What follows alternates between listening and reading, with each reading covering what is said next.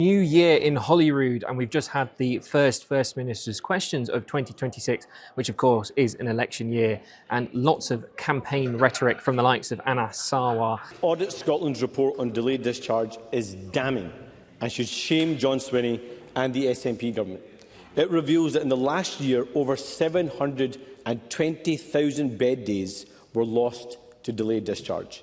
And also Russell Findlay. More Scottish workers pay more income tax than those elsewhere in the United Kingdom.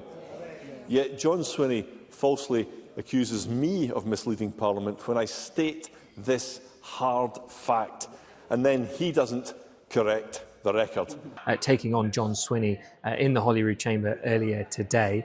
But the big story in Holyrood this week is absolutely the scandal around Justice Secretary Angela Constance, who was found on Tuesday to have breached the ministerial code twice around a row about grooming gangs. Now, she was found to have breached the ministerial code for having a private phone call without an official present with grooming gangs expert Professor Alexis Jay, where she was actually apologising to Professor Jay for having misrepresented her views over the need of a new and Scotland-specific public inquiry into grooming gangs. She was also found to have taken too long to correct the official report for when she misrepresented Alexis Jay in the first place.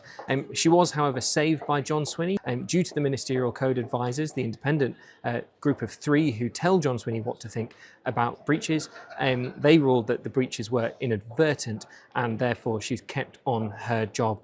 The opposition are hoping this story will continue to rumble on. It was mentioned by Russell Findlay during FMQs today. If a Scottish Government Minister misleads this Parliament and by extension misleads the public, should they correct the record? First Minister. The arrangements for so doing are set out clearly and they will be applied where that's necessary to do so. Russell Findlay. That was as clear as mud. John Swinney often talks about integrity when his party and his government have none. He denied that his Justice Secretary broke the ministerial code until the Scottish Conservatives proved that she had done so not once but twice. But he didn't get very far with it. However, looking forward to next week, we've got the budget as well, where we'll find out exactly how much you at home will be taxed in the 2026-27 year as we make a slow and potentially torturous march towards the election campaign and the election on May 7th.